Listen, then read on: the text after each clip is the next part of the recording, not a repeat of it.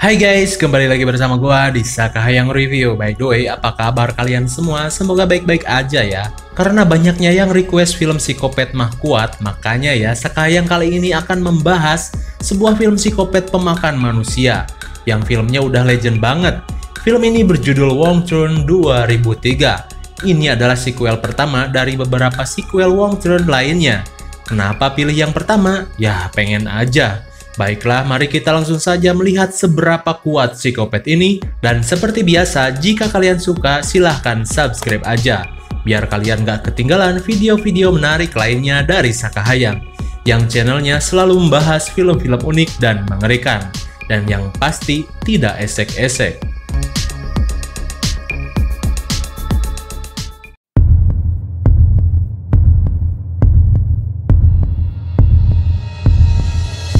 Film ini diawali dengan diperlihatkannya hutan lebat di pelosok West Virginia. Terlihat dua bucin pecinta alam sedang melakukan kegiatan panjat tebing yang ekstrim. Si lelaki sudah sangat lihai memanjat, namun si cewek terlihat sangat kewalahan.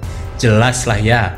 Dan ketika si cowok berhasil naik ke atas duluan, ia pun seperti pamer kepada si cewek.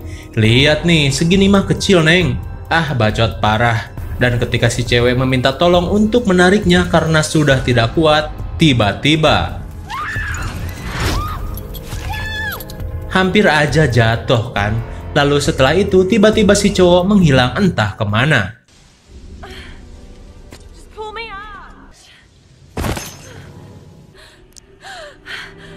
Si cowok seperti dibunuh seseorang dengan darah yang ngacret ke muka ceweknya. Lalu si cowok pun ditarik dan dilempar dari atas tebing. Jelas si cewek panik, lalu ia pun ditarik dengan paksa ke atas tebing. Dirasa nyawanya dalam bahaya, ia pun segera memotong tali tersebut, dan karena panik, ia pun tiba-tiba menjadi lihai nemplok di tebing tanpa pengaman. Namun, ia pun akhirnya terjatuh, namun untung saja tidak mati. Ia pun melihat pacarnya sudah tidak bernyawa dan tiba-tiba terdengar suara ketawa aneh dari atas tebing.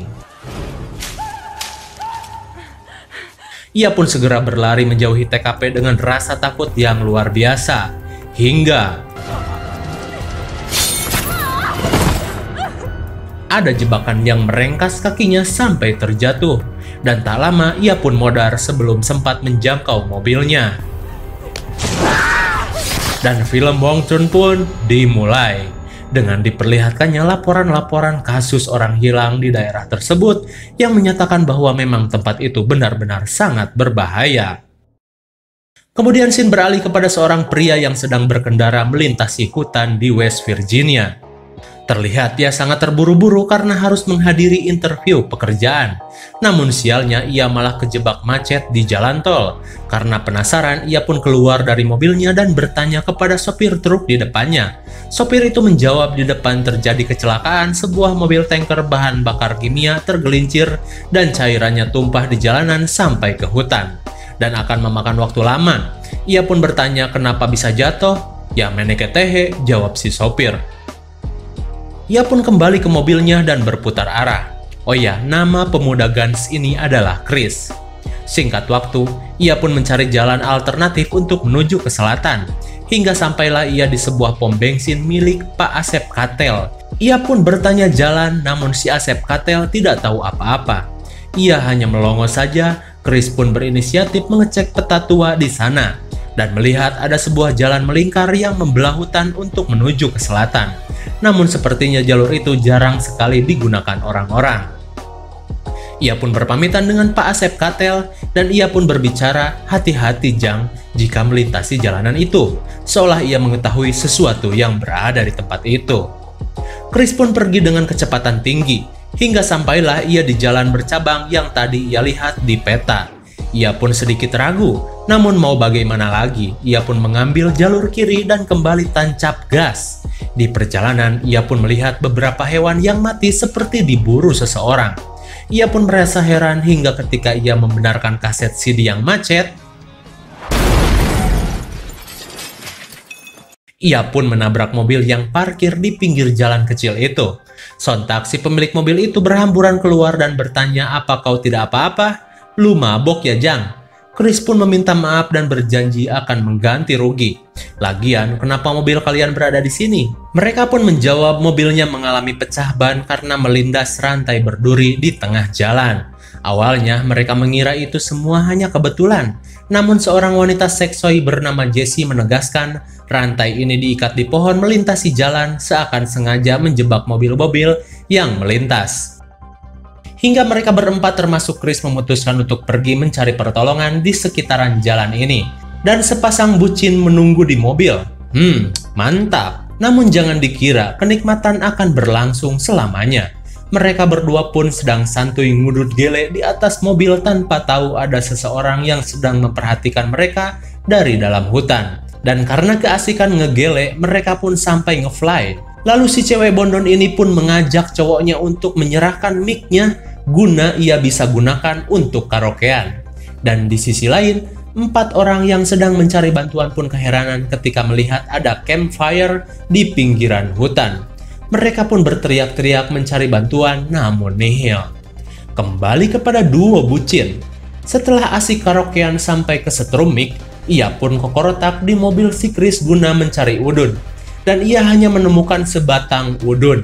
"Ah, ganteng doang. Udun cuman sebatang," ujar si bondon. "Tapi ada yang bilang kok nggak udun malah lebih ganteng." "Ah, nya kuma neng lah." Dan tiba-tiba si AA menghilang entah kemana. Setelah mendengar suara aneh di ruyuk, Neneng bondon pun mencari kemana AA sayang. Ia pun menyusulnya ke ruyuk dan tiba-tiba ia melihat ada kuping terpotong tergeletak begitu saja. Dan gak mungkin dong kuping monyet soalnya kupingnya pakai anting. Lalu ia pun kaget dan mundur secara perlahan. Hingga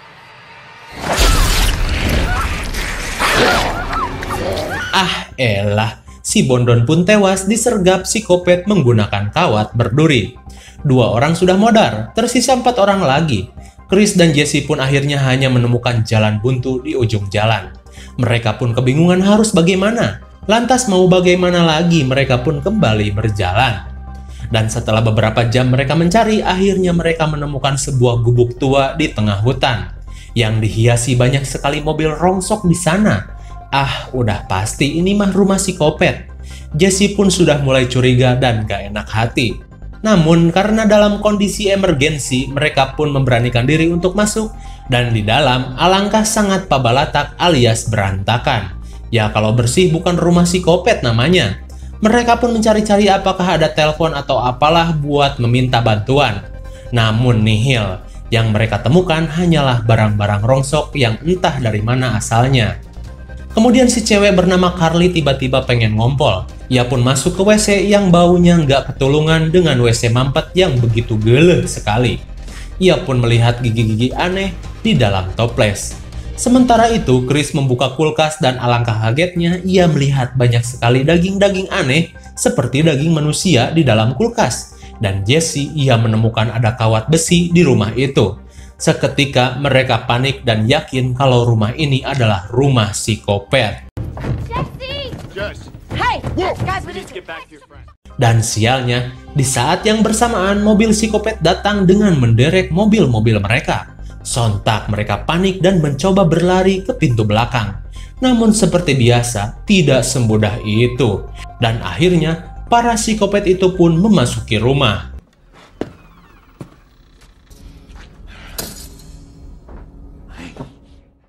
Chris dan yang lain bersembunyi dengan penuh rasa was-was. Hingga mereka melihat mayat bondon sudah dibawa ke rumah itu untuk dijadikan makan siang. Si bondon pun dinaikkan ke atas meja dan dipotong-potong seperti hewan kurban. Mengerikan sekali ya. Singkat waktu, setelah puas dengan daging bondon, para psikopat itu pun tertidur pulas. Lalu Chris dan yang lain berusaha mengendap-endap untuk kabur.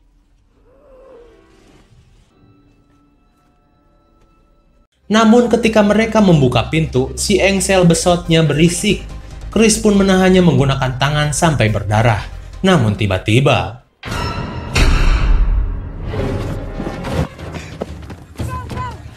Chris pun ngebret seedan-edannya menuju hutan.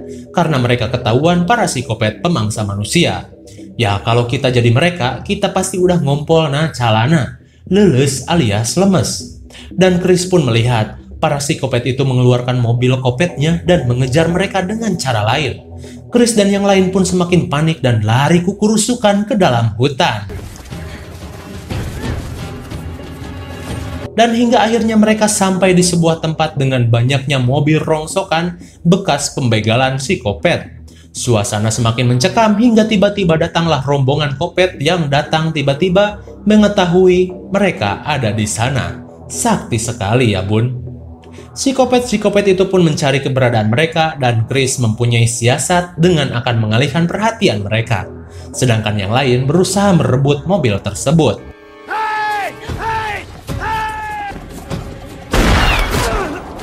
Namun mereka menyepelekan bullseye psikopat. One shot ambruk, Chris tertembak di kakinya. Dirasa Chris dalam bahaya, si cowok galing pun berusaha mengalihkan perhatian.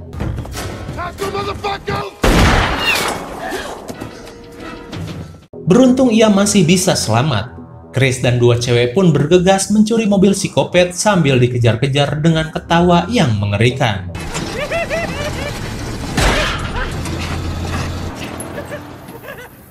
Si Galing yang lari dengan sangat edan sekali melintasi hutan, dan 3 orang yang lain ngebut mencari keberadaan si Galing. Mereka pun segera menyuruhnya untuk naik ke dalam mobil. Namun, psikopat sudah bersiap dengan panah asmaranya. Lalu,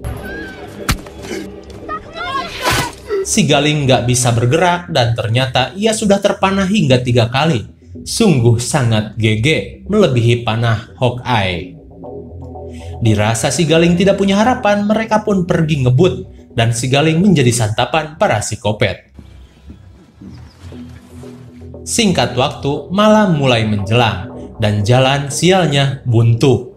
Mau tidak mau mereka harus berjalan di tengah hutan dan akhirnya mereka menemukan ada sebuah menara pengawas. Mereka pun berusaha naik ke atas menara tersebut. Di sana, mereka menemukan P3K dan mengobati luka dari Chris. Sedangkan si Carly menemukan ada sebuah radio.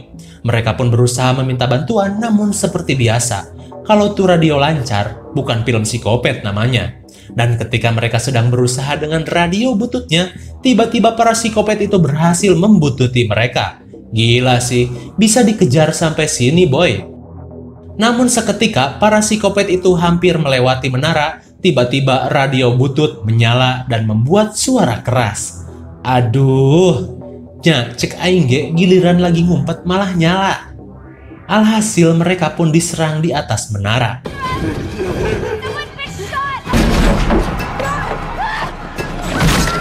Dirasa tidak ada jalan masuk, psikopat pun membakar menara tersebut. Chris dan yang lain panik hingga mereka memutuskan untuk melompat dan namplok di pohon daripada mati kebakar atau jadi makanan psikopat. Dan mereka pun melompat satu persatu.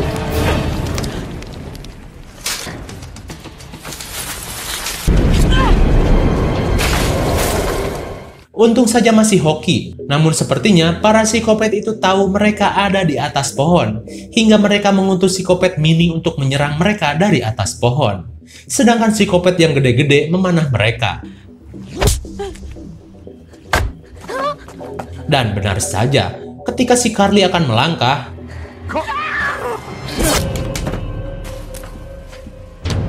ia pun dikampak sampai buntung di bagian mulut, sedangkan badannya jatuh dari atas pohon. Tersisa Chris dan Jesse. Chris pun berencana menjatuhkan psikopat mini dengan dahan pohon, sedangkan Jesse memancingnya.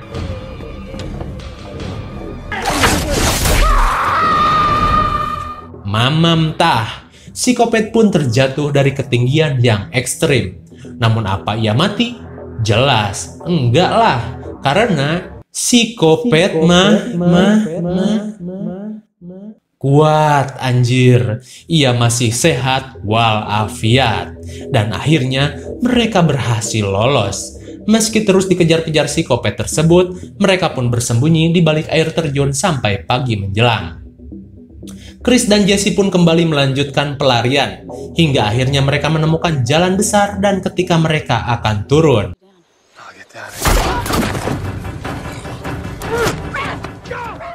Alas ya boy, Chris pun dilempar ke gawir dan Jesse diculik. Melihat ada mobil polisi, Chris pun segera meminta tolong, namun biasalah selalu ribet dan gak percayaan. Baru percaya pas ia kelilipan panah psikopat. Modar welah. Chris pun segera bersembunyi dan polisi itu pun diambil untuk disembelih.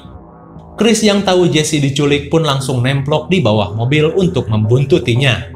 Di sisi lain, Jesse pun sedang dirogahala oleh para psikopat.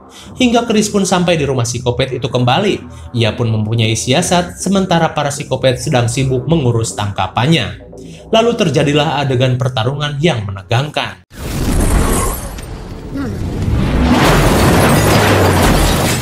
Chris menabrak mobil itu menggunakan mobil polisi dan bertarung dengan gerombolan psikopat. Ia pun berhasil melumpuhkan si bongsor dengan kunci mobil dan membebaskan Jesse. Namun,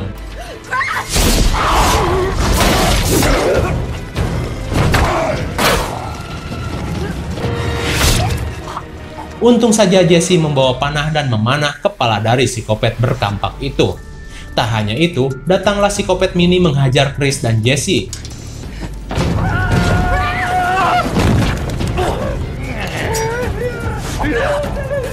Dan akhirnya si mini pun dikampak Jesse sampai modar. Hah? Modar? Masa sih? Chris pun mengambil senapan yang cuma sisa 1 peluru saja, dan benar saja, para psikopat yang berhasil dilumpuhkan mendadak kembali bangkit. Ah, gak aneh sih, karena memang psikopat mah kuat. Jelas. Dan Chris pun mempunyai ide dengan akan meledakkan mobil berkompan tersebut. Dan meledaklah rumah psikopat dengan sangat dahsyat. Singkat waktu, Chris dan Jesse pun pergi menggunakan mobil derek psikopat. Ia pun kembali ke pom mini Pak Asep Katel. Namun Pak Asep Katel merasa sangat kaget melihat Chris dan Jesse selamat dari serangan makhluk penghuni West Virginia. Ia pun seakan tidak percaya. Ia pun berkata, "GG sekali kau di sana." Chris pun mengambil peta di sana dan pergi bersama Jesse. Dan film pun belum berakhir. Di malam hari, Pak Polisi India yang dengan sangat bodoh datang di saat semua sudah teratasi. Bahkan dengan api yang sudah padam menandakan dia sangat-sangat telat kacida. Ia pun memeriksa TKP dan psikopat mah terusin sama kalian ah. Dan film pun berakhir. Bagaimana? Cukup menegangkan ya? Masih banyak sequel Wrong Turn yang bisa Sakahayang bahas loh. Maka dari itu, silahkan like video ini sebanyak-banyaknya. Minimal 20.000 likes lah. Karena psikopatnya masih kuat dan belum modar. IMDb untuk film ini adalah 6,1. Wow, mantap ya bun. Dan Sakahayang akan memberi nilai 6,9. Biar apa? Biar kentang. Mungkin segini saja review dan pembahasan film Wrong Turn 2003. Jangan lupa like, share, dan subscribe supaya kalian tidak ketinggalan jika ada video baru dari Sakahayang. Thanks for watching and see you on next video. Bye-bye.